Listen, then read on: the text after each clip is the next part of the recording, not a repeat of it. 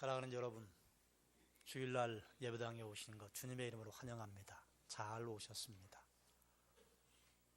오늘 함께 나누려고 하는 말씀의 제목이 기쁜 소식이라. 기쁜 소식을 다른 말로 하면 복음이잖아요.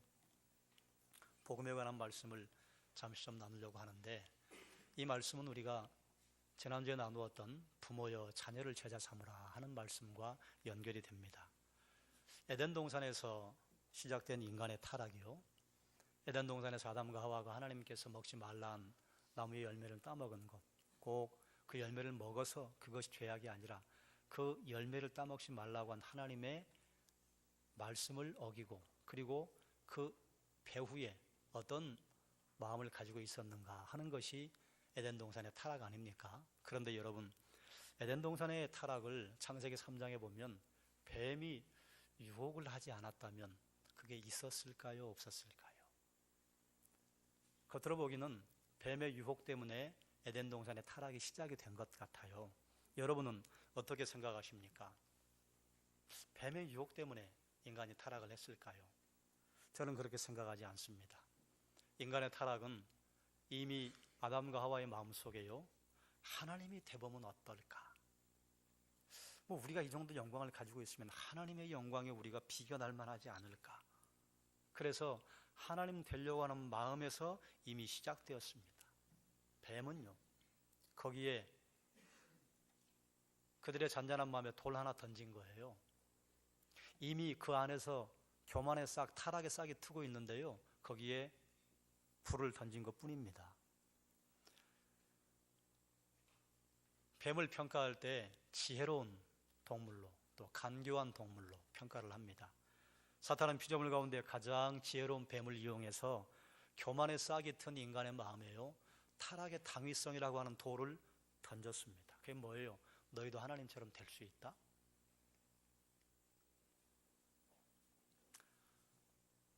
뱀의 유혹은 촉매제 역할을 한 것이지 뱀의 100% 책임이 있다고 말할 수 없습니다. 그런데 이 시대에도 사탄은요, 우리 믿음의 자녀들에게, 또 우리 자녀들에게 타락의 당위성이라고 하는 돌을 계속 던져요. 괜찮아, 남들도 그렇게 하는데 뭐. 교회 다니는 네 친구를 봐, 걔도 그렇게 하잖아. 다 그런 거야, 세상이 그런 거야. 그러니까 이미 마음속에 죄악에 대한 싹이 트고 있었는데요, 주변을 보니까 다들 그 길로 가는 것이 넓은 길로 가는 것 같아요.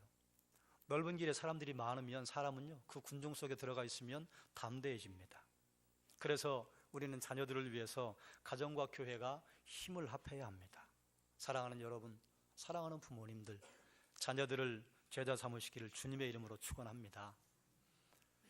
자녀를 제자 삼는 내용을 무엇으로 할 것인가? 무엇이 자녀를 제자 삼는 안에 내용물이 되어야 할 것인가? 따라하십시다. 복음으로 제자 삼아야 합니다. 제자 삼자고 하는 말씀을 한 몇 주 함께 나눌 텐데요, 복음으로 제자를 삼아야 합니다. 사도 바울이 로마서를 기록을 한 것은 고린도에 있을 때인데요, 고린도에서 한 석 달 동안 머물 때에 거기서 갈라디아 교회 좋지 않은 소문도 들었고, 고린도 교회 좋지 않은 소문도 직접 들어가서 해결을 해야 했고, 그래서 그 문제를 해결하는데 고린도 교회와 갈라디아 교회에 써서 보낸 편지의 내용이 비슷합니다. 그리고 또 고린도전서 1장부터 그 배후에 있는 내용과 갈라디아서에 있는 내용이 로마서에 있는 내용과 비슷합니다. 왜 그런가 하면 로마에 있는 교인들이요, 당시에 로마의 황제가 클라우디오 황제였는데, 클라우디오 황제가 주약 한 40년경에 황제가 되면서 칙령을 내렸어요. 로마에 있는 유대인들 다 나가라. 그래서 강제 퇴거 명령을 내렸습니다. 보통 추방당한 사람들은요, 정신없이 나갑니다. 그런데 그때 추방당했던 그리스도인들이 클라우디오 황제가 죽으면서요, 다시 이제 유대로 들어오기 시작했어요. 유대로 들어왔는데 이미 그 전에 로마 교회는 유대계 그리스도인들이 주류를 이루었는데 이미 이방인들이요, 주류를 이루고 있었어요. 여기서 이제 문제가 생기기 시작했습니다. 유대계 그리스도인들과 헬라계 그리스도인들은요, 역사가 다르고 정체성이 다르고 생각하는 게 달라요. 그러다 보니까요, 복음을 받아들이는 것도 다르고 복음을 표현하는 것도 다르고, 갈등이 있었다 그 말입니다. 그래 그 갈등을 해소하기 위해서 사도 바울이 편지를 적어서 보냈는데요. 여러분 다릅니다. 다르지만 우리는 같을 수밖에 없는 게 몇 가지 있습니다. 그 중에 하나가 복음입니다. 그 중에 하나가 하나님의 의로움입니다. 그러므로 우리는 복음의 기치 아래 서야 하고 하나님의 의로움의 기치 아래 서야 합니다. 그런데 고린도에서 바울을 만나는 사람이 있습니다. 글라우디오 황제가 유대인들 퇴출 명령을 내렸을 때 로마에서 사업을 하고 있던 브리스길라와 아굴라 부부가 쫓겨나요. 사업을 하는 사람들이었습니다. 장막을 만드는 사람들이었어요. 여러분 사업을 해보신 분들은 아시죠? 그걸 정리해서 다른 데로 자리를 옮기려면 시간이 꽤 걸립니다. 그런데 강제 퇴거 명령이 내릴 때는요, 자 형편껏 알아서 퇴거하세요 이렇게 하지 않습니다. 모월 모시까지 다 나가라. 나가지 않으면 그럼 이제 어려움을 당하는 거예요. 손해를 보고 이사를 갔을 것입니다. 당시에 고린도 교회가 항구 도시, 유명한 도시이긴 했으나 로마에 비하면요 지방 중소 도시입니다. 서울에서 사업을 하던 분들이 어려움을 당해서 지방 도시로 내려가면요 거기에 무슨 얼마나 넓은 사업의 현장이 있습니까? 그렇지 않잖아요. 브리스길라와 아굴라가 고린도까지 쫓겨갔을 때는요 어쩌면 피눈물을 흘리고 갔을지 몰라요. 로마에 잘 이루어 놓았던 사업의 터전을요 한꺼번에 다 그냥 빼앗기고 그리고 쫓겨간 거예요. 그런데 거기서 바울을 만날 줄이야. 브리스길라와 아굴라가 고린도로 쫓겨갈 때요, 그때요 그들은 고난이었습니다. 그것 자체가 핍박이었어요. 그것 자체가 다 잃어버린 거였어요. 그런데 거기서 그들의 인생을 채워줄 수 있을 그 무엇보다도 바꿀 수 없는 복음을 만나게 된 겁니다. 거기서 사도 바울을 만날 줄 어떻게 알았겠어요? 사도 바울이 석 달 동안 거기에서 머물렀어요. 브리스길라와 아굴라는 로마에서 하필 또 고린도로 갔어요. 거기서 두 가정의 만남이 이루어질 줄.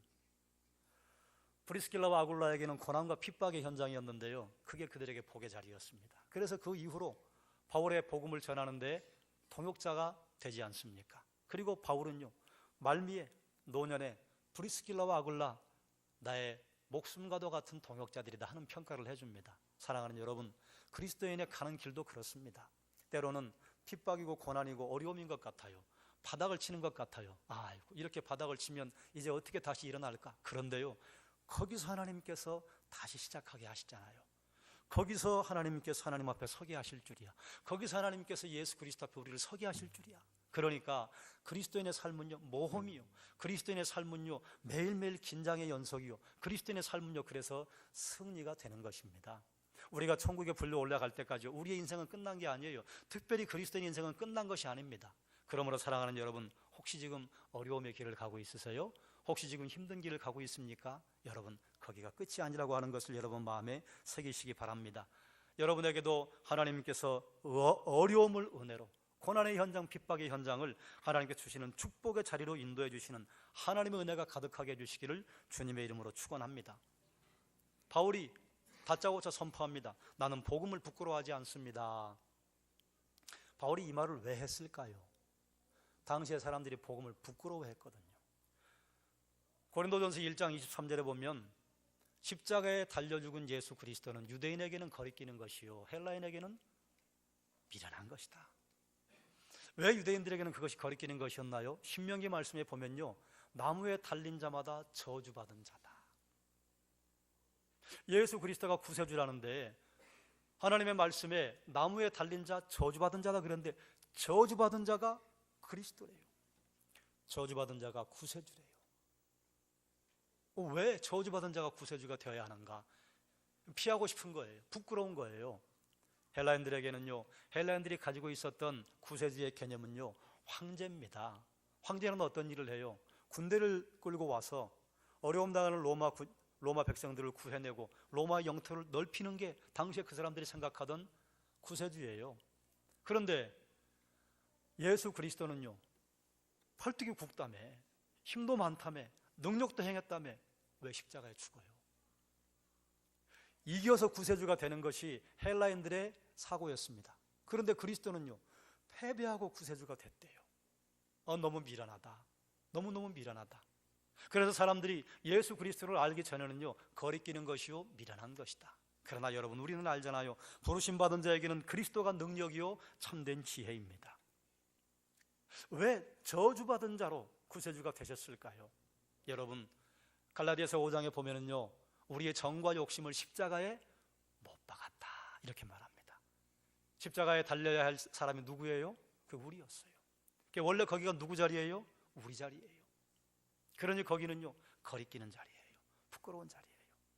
여러분, 우리가 수많은 죄를 짓지 않습니까? 어떤 것은 들켜도 되는 죄, 어떤 것은 들키면 도무지 안 되는 죄.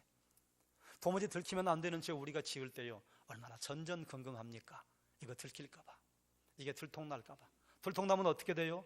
너무너무 부끄러워요. 너무너무 창피스러워요.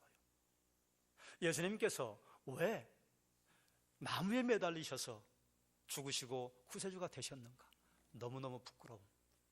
사람들에게 말하기 거리낀 내 죄 지셔야 되기 때문에 그렇게 올라가신 것 아닙니까? 어떻게 패배하시면서 구세주가 되셨을까요? 좀 이기면서 구세주가 되면 얼마나 좋을까요? 그런데 여러분, 주변을 한번 보세요. 이기면서 다른 사람들 앞에 구세주가 된 사람들 치고 다른 사람들을 정말로 사랑해주고 위해주는 사람이 누가 있었습니까? 처음에는 구세주가 되겠다고 사람들을 현혹해요. 그런데 일단 자리에 올라가면요, 그때부터는 그 사람이 다시 폭군이 되잖아요. 그게 사람의 삶의 현장 아닙니까? 미련하게 보여요. 그런데 어떻게 그게 능력이 되냔 말이에요. 여러분, 우리에게 미련하게 보이는 대표적인 사람이 누굽니까? 엄마입니다. 엄마는요, 자식들에게 한없이 쳐줘요. 이렇게 쳐주고 저렇게 쳐주고. 엄마의 사랑을 깨닫기 전에 자식들은요, 아이고 우리 엄마는 아주 미련스러워, 아이고 우리 엄마는 좀 바보 같아, 우리 엄마는 왜 꼭 저래? 그런데 나중에 엄마의 사랑을 깨달으면 어떻게 돼요? 엄마의 그 사랑 깨닫고 통곡하고 울지 않습니까? 그게 능력이잖아요. 그게 진정한 사랑이잖아요. 주님께서 미련하게 보인 길과 거리끼게 보이는 길을 가셨던 것이요, 그게 놀랍게도 믿는 모든 사람에게 구원을 주시는 하나님의 능력이 됩니다. 그러므로 사도 바울은 복음을 부끄러워하지 않는다. 나는 오직 그것만 자랑한다. 복음은 믿기만 하면 누구든지 구원을 받습니다. 왜 복음이 자랑할 만한고 하면, 복음을 1000만 명에게 떠주면요, 1000만 명만큼 자리가 비는가? 그렇지 않아요. 1억 명에게 복음의 분량을 나누어주면 1억 명만큼 자리가 비는가? 그렇지 않습니다. 복음은 퍼주어도 다함이 없습니다. 그게 복음의 능력 아닙니까? 우리의 큰 죄악을 다 용서하고도 남을 만한, 나 혼자의 죄악을 하나님 앞에 용서받기도 우주만큼 큰 능력이 필요할 텐데, 나뿐만이 아니라 오고 간 수많은 사람들, 그리고 앞으로 이 땅에 올 수많은 사람들의 죄악을 다 용서하고도 남을 만큼 부족함이 없다, 그 말입니다. 그러니까 복음은 자랑할 만한 거예요.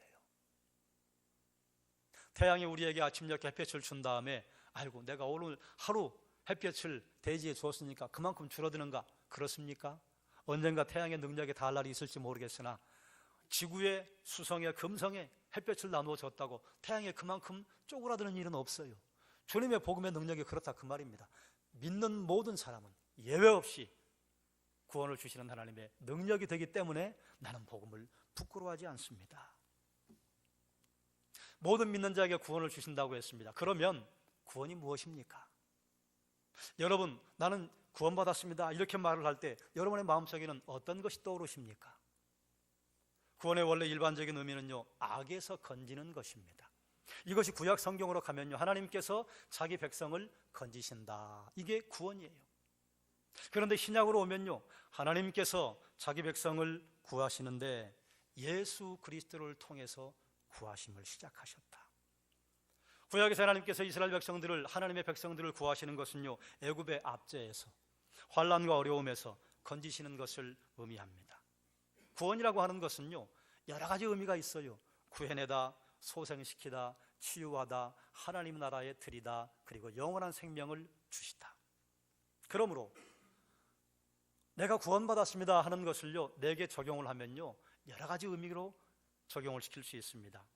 모든 사람이 믿기만 하면 죄에서 구해주시고, 우리의 영혼을 다시 새롭게 하시고, 예수님 믿었더니 우리가 구원받았더니 육체적인 질병과 영혼의 질병을 치유해 주시고, 하나님과 새로운 관계를 만드셔서 하나님 나라 천국에 들어가게 하시고 우리에게 영원한 생명을 얻게 하셨다. 이것이 구원이라고 하는 의미입니다. 그러면 어떻게 이런 능력이 복음에 드러날까요?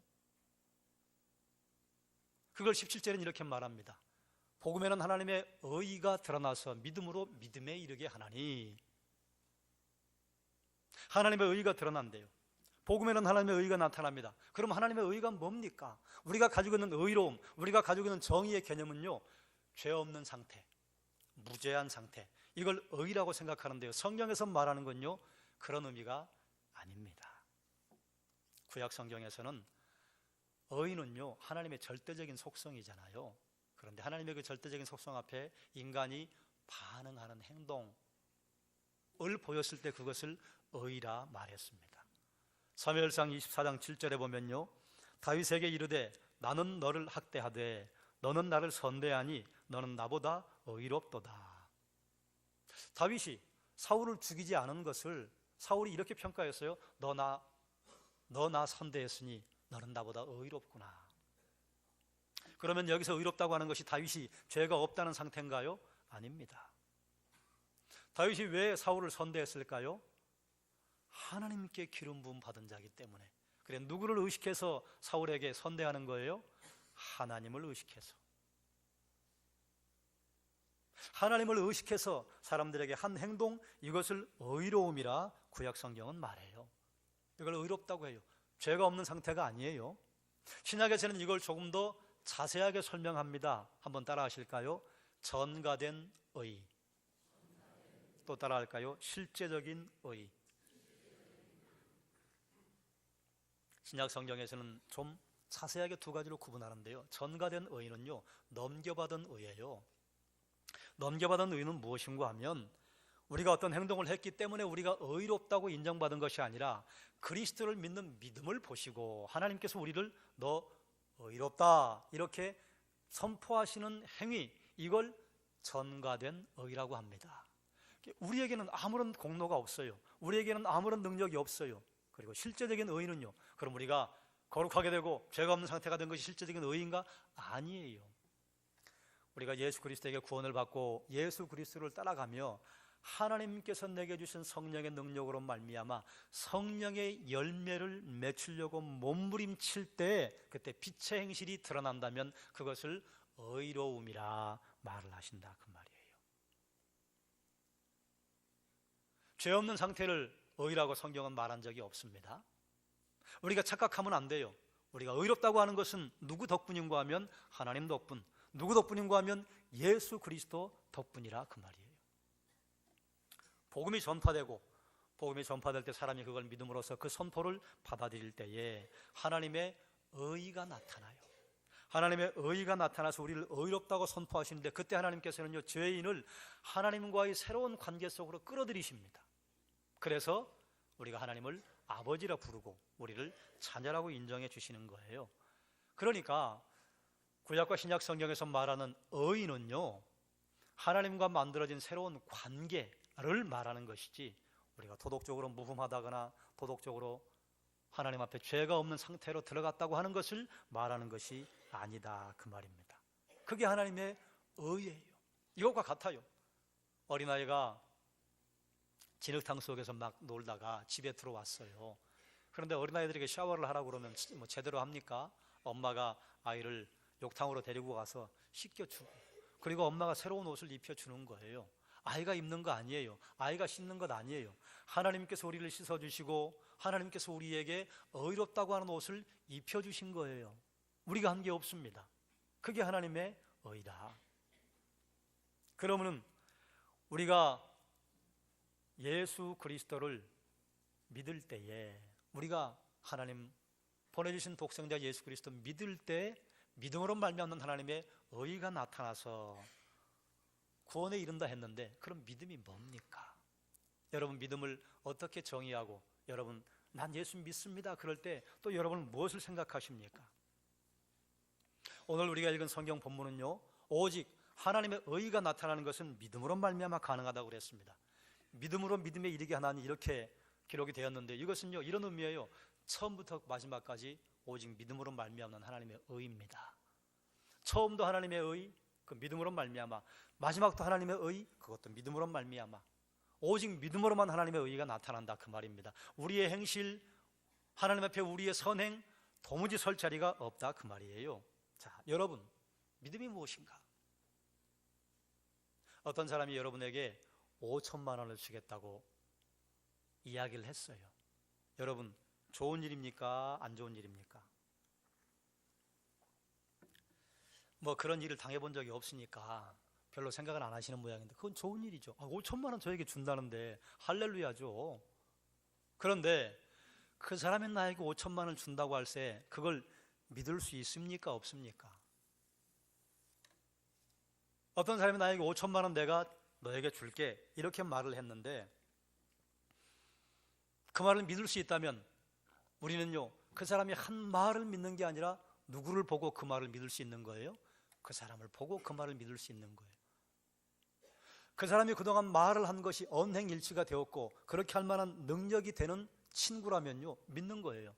그런데 아무리 말을 그럴듯하고 번듯하게 해도 그동안 늘 이야기하면 약속을 지키지 않고, 그리고 사람들과 뭔 약속을 하면 항상 지각하고, 그리고 바람직하지 않은 태도로 살아간 사람이 나에게 5천만 원을 준다고 하면 믿을 수 있습니까? 없습니까? 못 믿습니다. 자, 보세요. 믿음이 무엇인가? 창세기 15장 6절 말씀이요, 함께 읽겠습니다. 아브라함이 여호와를 믿으니 여호와께서 이를 그의 의로 여기시고. 하나님께서 아브라함에게 나타나셨어요. 아브라함 90세 때 나타나서 뭐라 말씀하셨는가 하면, 하늘의 별을 봐라, 너의 자녀들이 이렇게 많게 해주겠다. 그래서 내 자녀들이 큰 민족을 이루게 하겠다. 이걸 아브라함이 믿었어요. 그럼 아브라함이 이 하나님의 말씀을 믿은 것은요, 그 말을 누가 했기 때문이에요? 하나님이 하셨기 때문이에요. 아브라함이 이것을 믿으니, 여호와를 믿으니 여호와께서 이를 그의 의로 여기시고, 아브라함이 이것을 믿은 것은요, 하나님의 말씀하셨으니까 믿은 것입니다. 그리고 하나님께서 그렇게 해주실 능력이 있다고 하는 것을 아브라함이 알기 때문에 믿은 것입니다. 아브라함이 여호와를 믿었다, 그것은요, 두 가지로 구분이 돼요. 믿음의 대상이 되신 하나님을 신뢰했다고 하는 것과 그분에게 능력이 있어서 그분이 그것을 이루실 것이라고 하는 것을 신뢰했기 때문에 그것을 믿었다 말하는 것입니다. 자, 그러면 보세요. 아브라함이 하나님을 믿은 것이 아브라함이 그의 마음을 열어가지고 믿은 것입니까? 하나님이시기 때문에 믿은 것입니까? 하나님이시기 때문에 믿은 것입니다. 그러므로 우리가 하나님 믿었다고 하는 것에 내 공로가 있습니까? 없습니까? 없습니다. 이것과 같아요. 아까 제가 말씀드린 어떤 친구가 저에게 와서, 친구야, 내가 너에게 5천만 원 지원해 줄게. 그럼 내가 고마워, 믿었어. 그럼 내가 그 친구한테 이러는 거야. 야, 내가 네가 5천만 원 나한테 준다는 건 내가 믿었어. 너 고맙지? 내가 널 믿어주니까 네가 나에게 주는 거야. 이렇게 말할 수 있습니까? 아니에요. 그 믿음이 왜 생겼어요? 친구 때문에 생긴 거예요. 우리가 구원 얻을 만한 믿음이 생겼다. 이건 누구 때문입니까? 하나님 때문인 거예요. 그래서 우리가 믿는다고 하는 것 자체도 그건 우리의 자랑거리가 된다, 못 된다? 못 된다예요. 하나님이시기 때문에 우리에게 믿음이 생긴 것입니다. 그리스도이기 때문에 우리에게 믿음이 생긴 것입니다. 그러므로 우리가 주님을 믿는다 하는 것은요, 우리가 그리스도를 신뢰하는 것이고 그리스도께서 그 일을 이루실 만한 능력이 있다고 하는 것을 우리가 신뢰하는 것입니다. 주님께서 이 땅에서 공생의 사역을 하실 때요, 주님께서 하신 말씀이요, 주님께서 선포하신 말씀이요, 하나도 땅에 떨어진 게 없습니다. 모두 다 응답되었습니다. 모두 다 성취되었습니다. 그렇기 때문에 우리는요, 주님께서 우리를 구원하신다고 하신 말씀, 하나님께서 우리를 구원하신다고 하신 말씀을 믿음으로 받아들일 수 있는 것입니다. 복음을 믿는 자에게 구원을 주신 하나님의 능력이 됨이라. 이는 모든 믿는 자에게 믿음으로 말미암는 하나님의 의가 나타난다고 했습니다. 자, 그러면 구원도 믿음도 결국은 무엇을 중심으로 이루어지는가 하면 복음을 중심으로 이루어집니다. 그러면 복음이 뭡니까? 여러분, 다른 분들에게 복음을 전한다, 그리고 복음을 알린다, 복음을 선포한다, 그런 말씀들을 종종 하실 때를 들어봤을 텐데 여러분, 복음을 뭐라고 설명하십니까? 여러분 머릿속에 생각하고 있는 그 내용들이 복음이 맞아요. 복음의 원래 의미는요, 전쟁에 승리한 소식이었어요. 또 전쟁에 승리한 소식을 전해주는 사람에게 주어지는 보상이 복음이었습니다. 구약에서는 이것을 무엇라고 선포해 주시는가 하면 하나님의 통치하심이 이루어지는 것을 복음이라고 말합니다. 신약에서는 이것을 뭐라고 설명하는가 하면 하나님의 통치가 예수 그리스도를 통해서 드디어 시작되고 이루어진다. 이것이 복음이에요.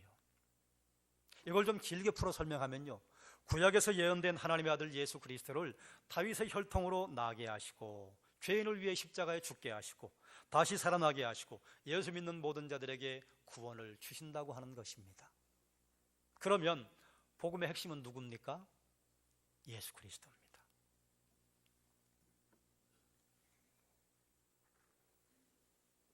사도행전 5장 24절에 보면 사도들이 공회에 끌려가서 채찍질 당해요. 그리고 나와서 그래도 전해요. 뭐라고 전하는가 하면 예수는 그리스도라고 전하니라. 예수가 그리스도이시다. 누가복음 2장에 보면요, 천사들이 너희에게 기쁜 소식을 전한다면서 뭐라고 말하는가 하면 다윗의 동네에 구주가 나셨으니 곧 그리스도 주시니라. 예수가 나셨는데 그가 구주이시다. 그가 그리스도이시다. 하나님께서 구원사역을 시작하신데 그가 누구를 통해 그 일이 이룬가 하면 예수 그리스도를 통해서 이루어진다. 이걸 기쁜 소식이라고 선포합니다. 복음의 핵심은요, 예수 그리스도입니다. 그래서 분명히 복음을 말하는 것 같은데 예수가 빠지면요, 그건 복음이 아닌 것이죠. 그러면 예수를 말하지 않으면 복음이 아닌 것인가? 그건 또 아니에요.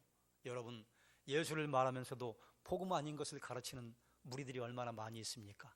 이단들은요, 하나같이 예수를 이야기해요. 이단들은 하나같이 하나님을 이야기해요.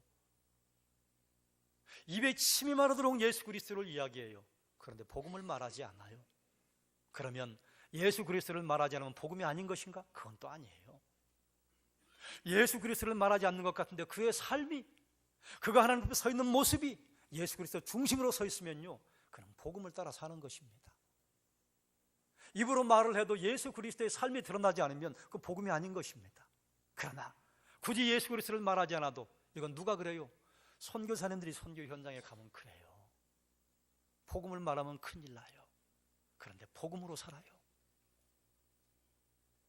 어찌되었든 우리의 삶과 우리의 영혼과 우리의 중심에 예수 그리스도를 중심에 두는 것이 복음의 핵심이다, 그 말이에요. 요한복음 14장 6절 말씀 함께 읽겠습니다. 예수께서 이르시되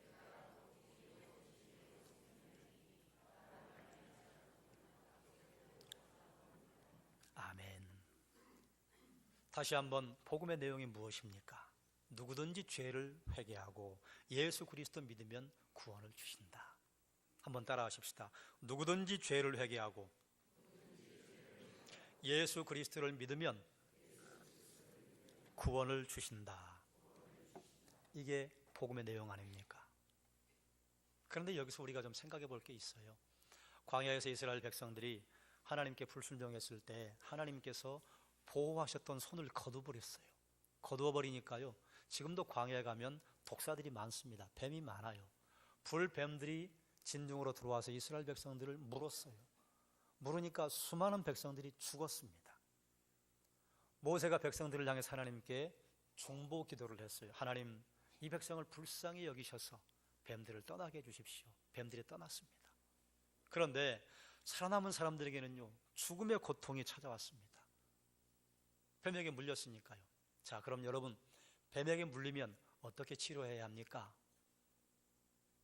여러분이 아시는 방법이 있죠. 뱀에게 물리면, 독사에게 물렸으면 독을 빨아내야죠. 빨아내고 거기에 약을 발라야죠. 이게 사람의 생각이에요. 그런데 하나님께서 모세의 기도를 들으시고 하나님이 해주신 해법이 뭔고 하면 이해가 안 되는 걸 보여주셔요.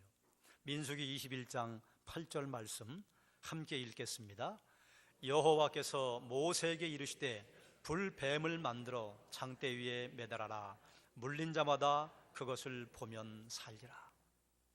이게 해결책이에요. 뭐 장대에 뱀을 만들어 단 다음에 뭐 그 뱀으로 사람들의 환처에 뭐 문질러라 뭐 이러면 그래요, 그럴 수 있어요. 이게 나만이 가지고 있던 생각이잖아요. 그런데 물린 자마다 그걸 쳐다봐라, 이게 해법이에요. 여러분 같으면 쳐다보실랍니까? 안 쳐다보실랍니까? 여러분 당연히 쳐다보신다고 말씀하시겠죠. 그런데 이게 사람들의 삶의 현장으로 들어가면요, 야, 그걸 보고 쳐다볼 것 같으면요, 누가 죽을 사람 누가 있니? 사람의 생각과 너무 다른 거예요. 그런데 21장 9절은 또 뭐라고 하는가 하면, 모세가 놋뱀을 만들어 장대 위에 다니 뱀에게 물린 자가 놋뱀을 쳐다본 즉 모두 살더라. 이게 어떻게 불뱀을 치료하는 방법이 되죠? 어떤 사람들이 아이고 놋뱀 맞는 거 쳐다보면 불뱀 물린 게 낫는다고? 그게 말이나 돼? 안 쳐다본 사람은 죽더라, 쳐다본 사람은 살더라. 이게 누구의 해법이기 때문에요? 하나님의 해법이기 때문에요. 여러분, 억만 죄악 가운데 있는 사람이 죄에서 용서받고 구원받는다고 하는 것이 예수 믿으면 해결된대요. 이건 예수 믿지 않는 사람들에게는 장난과도 같은 이야기입니다. 예수 믿으면 해결된다고? 그렇게 하면 사람들에게 감동이 오지 않아요. 뭐 사회봉사를 한 1000시간을 하라든지, 아니면 헌금을 얼만큼 하라든지, 다른 사람들 전도를 얼마나 하라든지, 이렇게 되면 내가 너희 구원시켜줄까? 그러면 사람들은요 열심히 할 거예요. 왜요? 그건 내 공로니까요.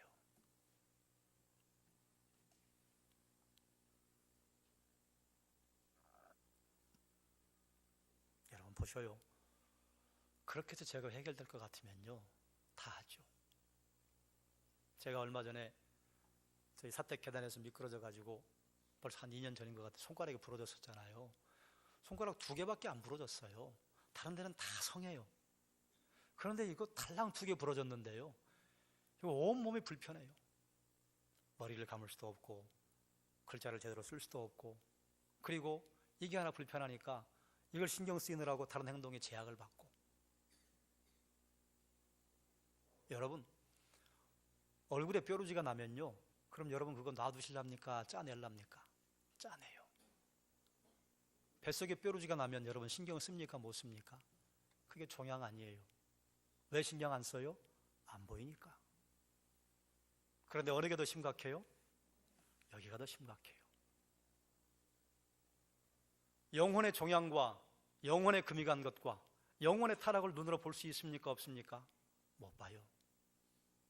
못 보니까요 그것이 얼마나 심각한지 모르는 거예요. 아니, 손가락 하나만 부러져도 이렇게 고통스러운데 우리의 영혼의 금이 가고 영혼의 종양이 생기고 영혼이 깨졌어요. 얼마나 심각합니까? 금식기도를 40일 하면 그게 해결될까요? 천만의 말씀이에요. 면벽 수행을 하면 그게 해결될까요? 천만의 말씀입니다. 사기예요. 내 손가락을 한 2개 잘라내는 그런 고행을 하면 해결될까요? 아니에요. 죄의 문제는 그렇게 해결되지 않아요. 누군가 해결해 줘야 돼요. 그러니까 누군가 해결해 줘서 이게 공짜로 얻었다고 하니까 사람들이요 이해가 안 되는 것 아닙니까? 아니, 그렇게 해결될 것 같으면 그게 무슨 그렇게 쉬워? 너무 쉬우니까 사람들이 너무 가볍게 여긴, 너무 쉬우니까 값싸게 보여. 그런데 너무 쉬우니까요 그게 비밀이죠. 너무 쉬우니까 그게 참 지혜죠. 누구의 방법이니까요? 하나님의 방법이니까요. 예수님만 바라보면 산대요. 바라본 자는 삽니다. 그렇게 구원받을 것 같으면 무슨 구원이 그렇게 쉬워? 라고 생각하고 아이고 미련하게 보여, 아이고 참 거리끼네, 이렇게 말하는 사람은 죽습니다.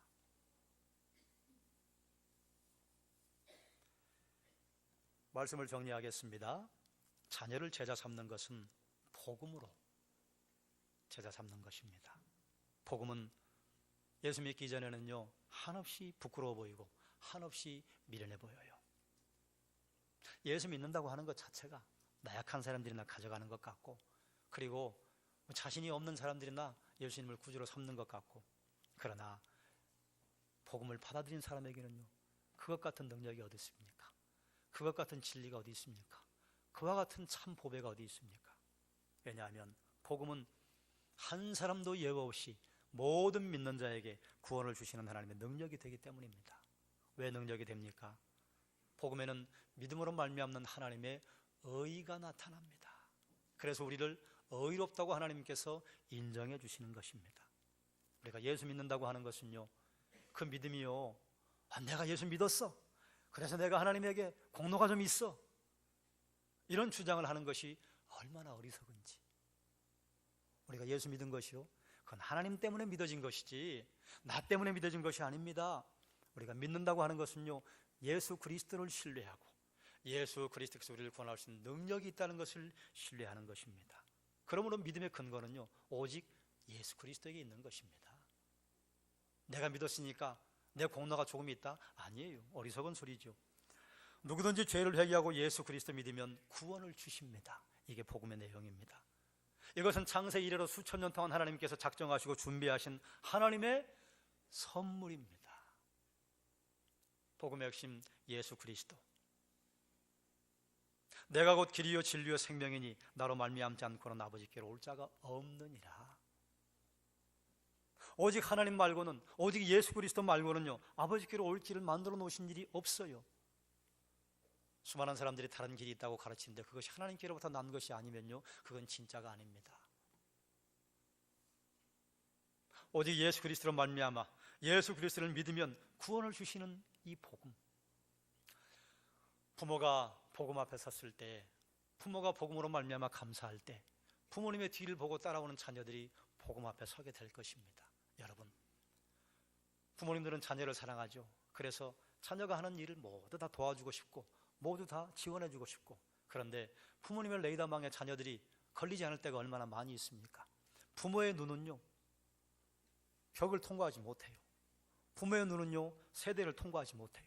그런데 하나님의 눈은요, 벽을 통과하고, 하나님의 눈은 세대를 통과하고, 하나님의 눈은 지역과 국가를 통과합니다. 그러니 내 자녀들을 하나님 앞에 맡기는 것이요, 가장 확실한 방법입니다.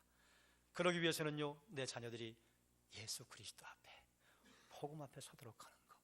이미 다 키워버리셨습니까? 손주들을 키우십시오. 이미 손주들도 장성했습니까? 누군가 여러분 조카들이나 자녀들 삼을 만한 영적 자녀를 삼아서 복음 앞에 세우십시오. 중등부와 고등부와 유초등부 아이들 여러분 마음속에 한 명을 품으시고 그 아이를 위해서 기도하십시오. 그 아이에게 할 수 있는 최선을 여러분 한번 다해 보십시오. 작년 성도가 300에서 350명, 교육부서의 자녀들이 청년부 포함해서 120명에서 50명입니다. 여러분이 한 명만 붙잡고 1년 동안 기도하시면요, 그럼 그 아이요, 하나님이 분명히 책임져 주실 것입니다. 부모가 자녀를 제자 삼는 사역, 우리 성도교회 사랑하는 성도들의 가정에서 들불같이 일어나게 해주시기를 주님의 이름으로 축원합니다. 기도하겠습니다. 하나님, 우리의 믿음도, 우리에게 입혀주신 하나님의 의도, 우리에게 허락하신 구원도, 그 어느 것 하나 우리가 이루어낸 것이 하나도 없고 그저 선물로 받았을 뿐입니다. 이처럼 귀한 선물 주신 하나님, 하나님께 영광과 존귀를 올려드립니다. 누구든지 죄를 회개하고 예수 그리스도 믿으면 구원을 주신다 하셨고, 예수 믿는 성도에게는 때로는 고난과 환난과 핍박의 현장이 그 자리가 복의 자리가 되고, 그 자리에서 주님 만나는 자리가 되고, 그 자리에서 하나님 만나는 자리가 되게 해주시는 놀라운 모험을 허락하신 것 감사드립니다. 하나님, 우리가 늘 복음 앞에 섭니다. 그럼에도 불구하고 우리가 늘 복음 앞에 서게 하여 주시옵소서. 우리가 늘 예수 그리스도 앞에 섭니다. 그럼에도 불구하고 우리가 늘 예수 그리스도 앞에 서게 하여 주시옵소서. 우리가 하나님 앞에 섭니다. 하나님, 그럼에도 불구하고 우리가 하나님 앞에 참되게 서게 하여 주셔서 부모님들이 자녀를 제자 삼는 아름답고 생명의 역사가 성덕의 각 가정마다 뜨겁게 일어나게 하여 주시옵소서. 예수님의 이름으로 기도드리옵나이다. 아멘. 찬송가 288장입니다.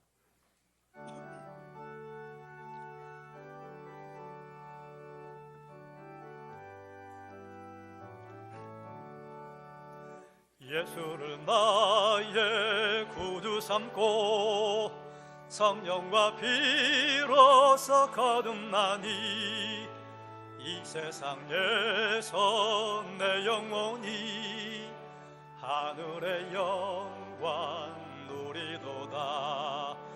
이것이 나의 간증이요 이것이 나의 찬송일세.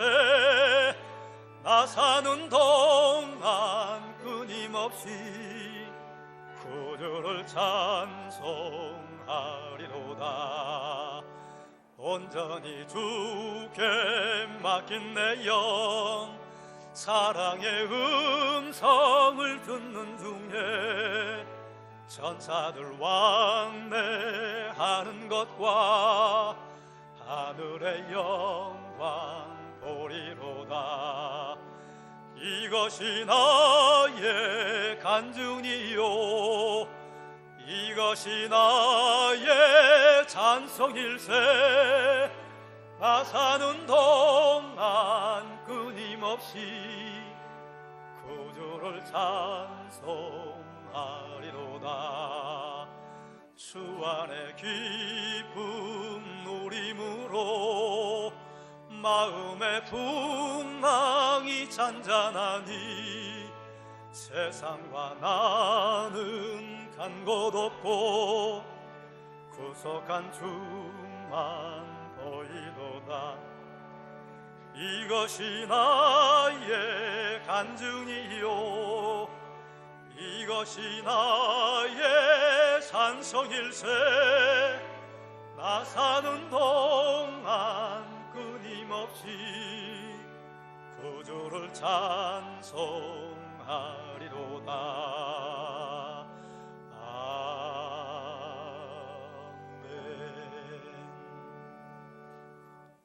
교회 소식을 말씀드리겠습니다. 내일부터 돌아오는 토요일까지 신년 특별 새벽 기도회가 5시 30분에 본당에서 있습니다. 새해를 시작을 하면서 우리가 기도하고 시작을 하자. 신년 특별 새벽 기도회 준비를 합니다. 그리고 대표기도 또 특별 찬양에 해당되는 분들은 기도하시면서 준비해 주시기 바랍니다.